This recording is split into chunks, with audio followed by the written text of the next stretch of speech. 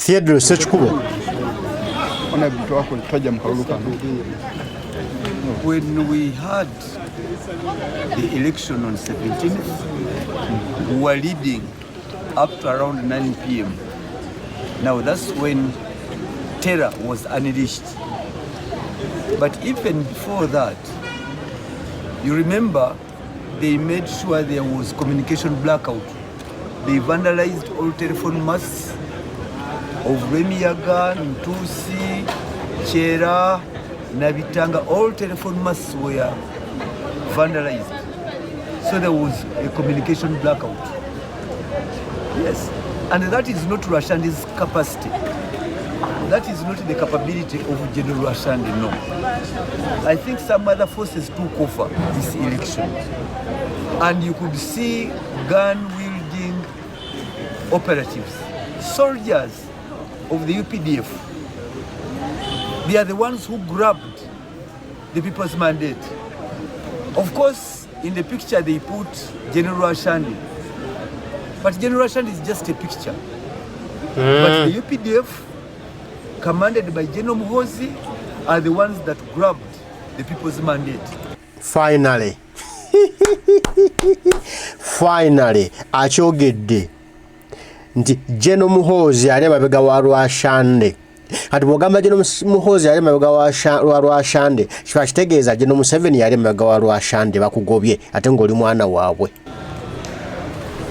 We had over 30 drones vehicles, over 40 double cabin pickups, and some of the officers are known, they are State House officers. They were causing mayhem, but most critically is when they chose to grab the mandate of the people. They had the manual right, but they shot at us. They shot at me the second time.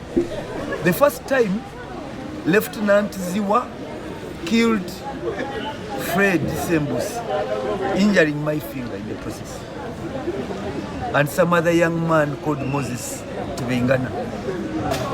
Now, the same Ziwa lieutenant who shot and killed a person in Remiyaga was now on the 17th at a place called Kakombe, Stroka Susan.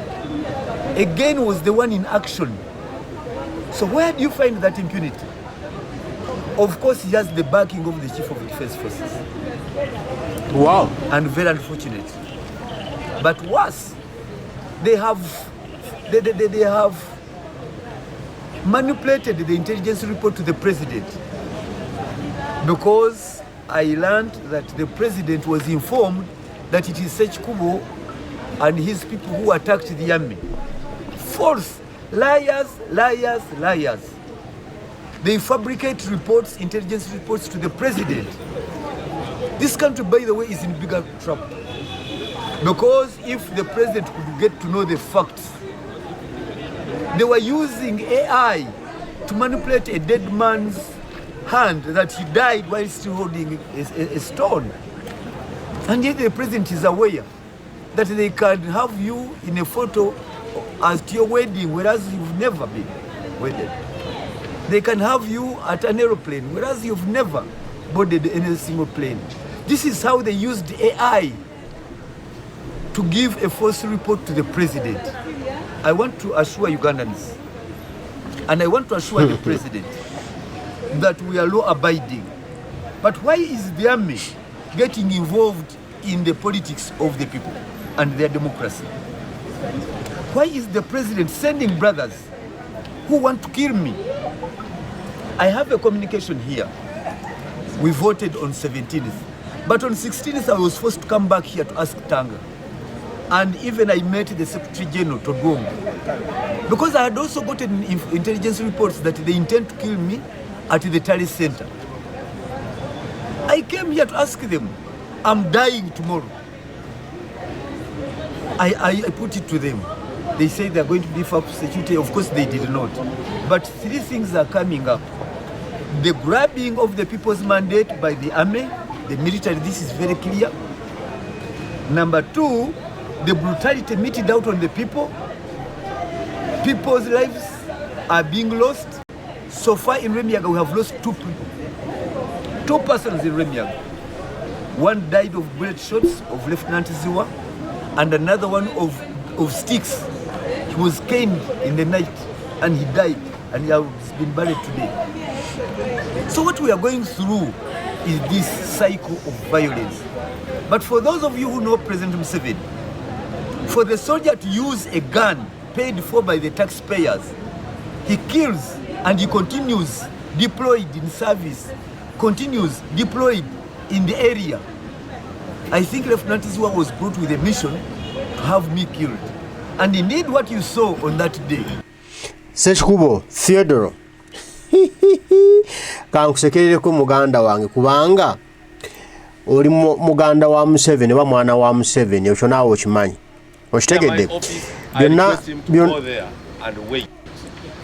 byonna byokola obikola ku lwa Museveni naye ate Museveni alabika nga tayagala oba takwagala okitegedde oliwo nga kifaananyi nale kifaananyi kye bataagala nga balina okugoba kati obeesibaako kubanga balinako oluganda simanya oli muganda wa taata wa muganda wa mukwano gwa taata wa Museveni taata wa Museveni yakuleeta wa Museveni kati Museveni abo mufuukidde ekizibu ayiro ashande naye simanya mukodomi wa Museveni kwegamba naye asobeddwe eka ne mu kibira kati agamba ye kati nkole ntya oba kati nve mu Ssekikubo ate lwasanda akwatemu kati nkole ntya gwe nyine otugamba Ssekikubo nti amagye agajja ga State House ne moroka ezajja za State House n'abantu abajja basikale ba State House nga bali mabega wa Muhoozi abasindise kitegeeza Muhoozi oda yazijja wa kitaawe nti go shoot to kill Ssekikubo bogamba nti baagala kukutakitiza Museveni yennyini yagala okwettira akukooye agamba ye taata omuntu guyansi bakonze nga mukooye Ssekikubo muyina katemba ne wano ndabawo nti bana abantu balina ebitundu bye baagala okwefunza babeere nga babiteekamu entalo babeere nga eva amaaso focus eri ku bo nga tewaliyo muntu yenna wa kibiina kirala ayinza kuteekebwa ku focus nga balina bo kuteekayo entalo ezo eva mubeere nga mutunuulidde bo mbuuza Remiaga National Platform erina yaani awo mulina okuyisizaamu eddoboozi eddene nammwe mubalage nti wali astandinze kuba kati mulinga bano bo be baaleka nti bo bavuganye be bamanyi nti twasobola kubeerayo omuntu mulala no era Ssekikubo kadolaba n'akalulu akawedde aka 2021 era Ssekikubo yali naani yali ne kuteesa yali naani waliwo omuntu gwe yali naye okuteesa gwe yali amutaddeko era baalwana nnyo nnyo amasasi gaavuganga ne beeyuza ebitojja abantu era ne bafa Ssekikubo era ne bamutwalako kaadi ya NRM najja ne yeesimbawo era n'awangula n'olwaleero aliye confident anchimanyi nti wadde kaadi era baagiwadde mulala era nja kwesimbawo mpangule ekyakimanyi kiri automatic naye why don't we kufunayo omuntu mulala n'abeerayo hano Tanga Odoi bino olubiguulidde awadde Ssekikubo muliro owulira. Near my office, I request him to go there and wait for my answer. We are not going to play to the gallery over this. And if you play to the gallery, you don't come back to my office. Choose what you want. I want to be the chairman here. And I'm the chairman of the commission. And I'm saying to my former student and honorable member of parliament that go back to the seat I gave you near my office and wait for my orders. If they don't give you results, then you are free to complain. But complaining to the press of internal issues, I warned the minister yesterday here, a minister who lost election in Namutumba, has now gone wild. Social media, abusive. They have not sent you out of your home. Yes, even when you lose election, the family has not disowned you. Go back to the family, go back to the church, go back to the mosque, kneel down and pray that God, what happened? So that you go back next time and win. But you go with Tanga Odoi. I'm not going to back down under any pressure from any candidate who has participated in this election. Any candidate who has participated in this election must follow the due process. If you lose, go to the tribunal. If your result is for retallying and you have not been declared, we shall retally. If there is chaos, the police will handle you. If you mess up results as a registrar, they will take you. I'm in charge of this commission. And I don't want any splinter group which will think they are going to minimize us in this commission. You went to the election as candidates. If the results are not good, go low. Go and follow the processes which the chairman has guided on. His Excellency has guided on 2 letters. Follow those processes up to the end. If we find after tribunal that you are the winner, they will declare you the winner.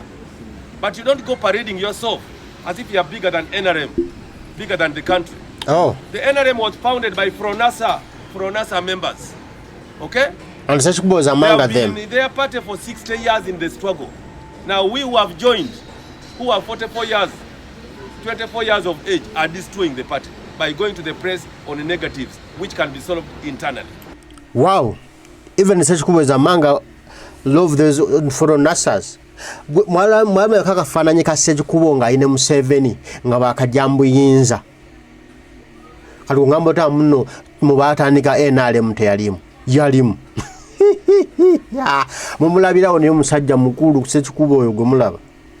Ekirungi nti ajjeyo mwana wa taata we muganda we Muhoozi gwagambe yali emabega wa bino. Naye namulira nga akiteeka mu State House kiza ne taata we Museveni naye akirimu kati kintu kya mu nnyumba. Kugamba bekuba omupiira bo nga ab'omu nnyumba ani asinga anawangula ye anaamanya naye